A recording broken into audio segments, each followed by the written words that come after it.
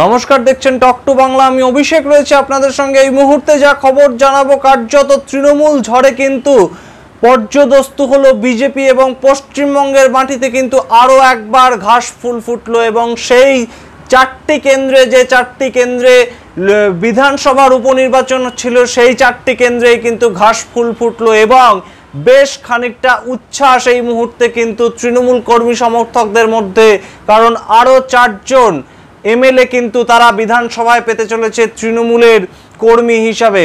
সেই খবর জানাবো বিস্তারিত, কিন্তু তার আগে অবশ্যই টক টু বাংলা ইউটিউব চ্যানেলটিকে সাবস্ক্রাইব করুন এবং প্রত্যেকটি ভিডিও লাইক, কমেন্ট, শেয়ার করে বন্ধু বান্ধব পরিচিত মহলে ছড়িয়ে দিন টক টু বাংলা।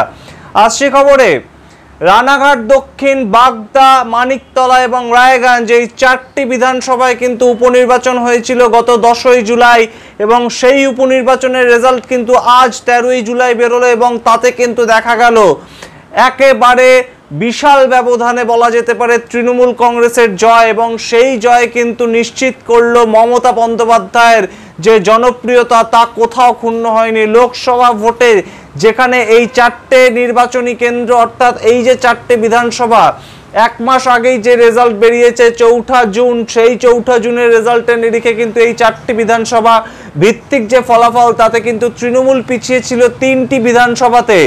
সেই জায়গা থেকে কিন্তু বেশ খানিকটা তৃণমূল নেত্রী তথা তৃণমূল সুপ্রিমো মমতা বন্দ্যোপাধ্যায় অত্যন্ত তৎপর ভূমিকায় এই চারটি কেন্দ্রের প্রার্থী বাছাই করেছিলেন এবং তার সঙ্গে বিভিন্ন লোককে কিন্তু তিনি ডেকেছিলেন নবান্নে মিটিং করার জন্য এই চারটি কেন্দ্রে কারা কারা প্রার্থী হবে তাই জন্যে, এবং অত্যন্ত চমক দিয়েছিলেন প্রার্থী বাছাইয়ের ক্ষেত্রে। ঠিক যেমন মানিকতলা কেন্দ্রের ক্ষেত্রে সুপ্তি পাণ্ডে, সাধন পাণ্ডে স্ত্রী সুপ্তি পাণ্ডে, তাকে কিন্তু প্রার্থী হিসেবে দাঁড় করিয়েছিলেন এবং আমরা দেখলাম বিপুল ভোটে জয়যুক্ত হয়েছেন সুপ্তি পাণ্ডে, 62,000-এরও বেশি ভোটে, যেখানে 2021 সালে সাধন পাণ্ডে নিজে মাত্র 20,000 ভোটে জয়লাভ করেছিলেন। সেই একই সিটে কিন্তু সুপ্তি পাণ্ডে আজ 13ই জুলাই 62,000-এরও বেশি ভোটে জয়যুক্ত হলেন। তার যে প্রতিদ্বন্দ্বী প্রার্থী বিজেপির তরফে কল্যাণ চৌবেকে হারিয়ে এবং সিপিআইএম এর তরফে রাজীব মজুমদারকে হারিয়ে।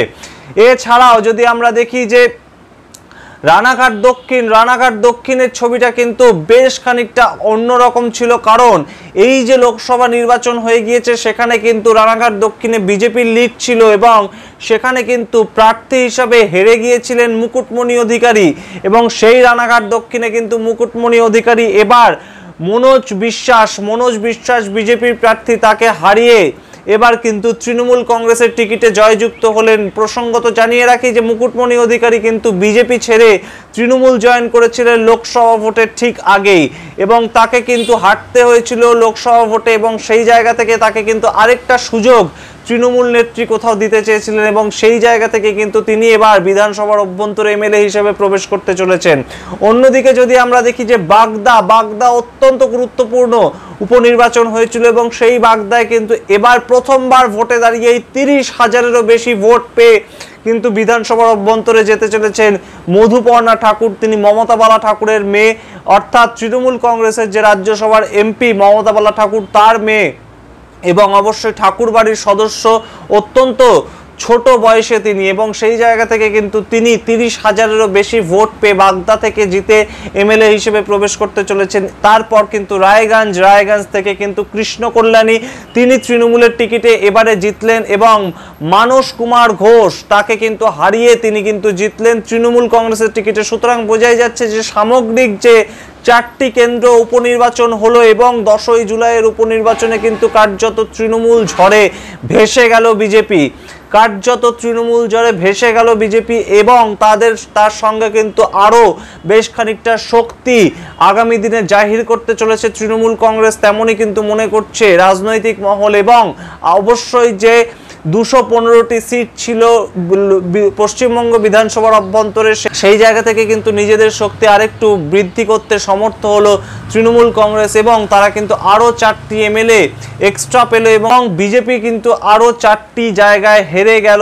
বিজেপি কিন্তু একটিতেও তাদের খাতা খুলতে পারল না, যেখানে কিন্তু রাজনৈতিক মহল সূত্রে আশা করা হচ্ছিল যে 3টি একটি, অর্থাৎ বিজেপির তরফে কিন্তু একটি সিট অন্তত পাবে তেমন কিন্তু আশা করেছিল। কারণ বাগদা যেখানে 13 বছর ধরে ঘাসফুল শিবিরকে হেরে যেতে হয়েছিল, সেই বাগদা নিয়ে কিন্তু অত্যন্ত কনফিডেন্ট ছিল বিজেপি এবং সেই জায়গা থেকেও কিন্তু তাদেরকে হারতে হলো। এরপরে যদি আমরা আসি যে মানিকতলায় কিন্তু বিশাল ভোটের ব্যবধানে হারতে হলো কল্যাণ চৌবেকে। সুতরাং আমরা বুঝতেই পারছি সামগ্রিকভাবে মুখ্যমন্ত্রী মমতা বন্দ্যোপাধ্যায়ের যে জনপ্রিয়তা তা কোথাও গিয়ে আরো একবার প্রমাণিত হলো ভোট বাক্সে।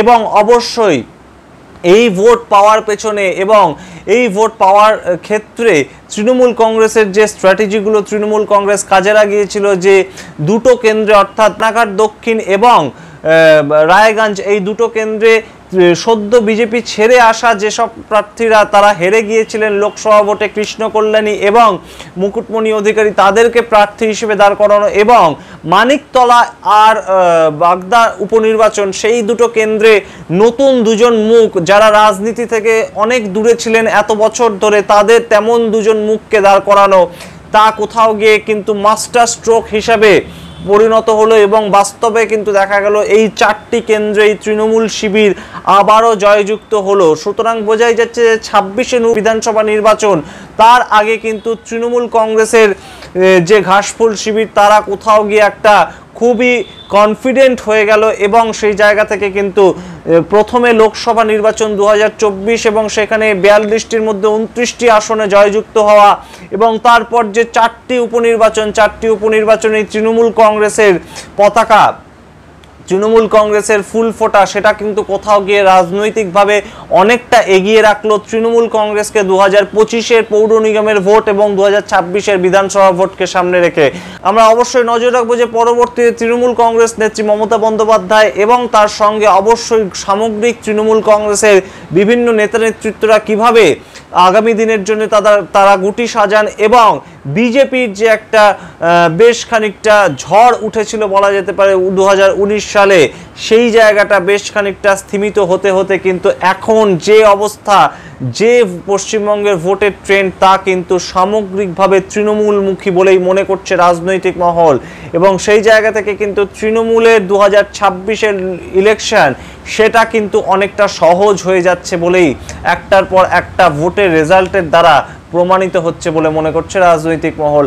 আমরা দেখব সামগ্রিক বিষয় মমতা বন্দ্যোপাধ্যায় কি বলেন প্রেস কনফারেন্সে এবং অবশ্যই নজর রাখবো যে এই 4 প্রার্থীর পরবর্তী দিনে পলিটিক্যাল কেরিয়ার কোন দিকে গড়ায়। সমস্ত খবর নিয়ে হাজির হব আপনাদের সামনে। আপনারা দেখতে থাকুন টক টু বাংলা। ভুলবেন না টক টু বাংলা ইউটিউব চ্যানেলটিকে সাবস্ক্রাইব করতে। ধন্যবাদ।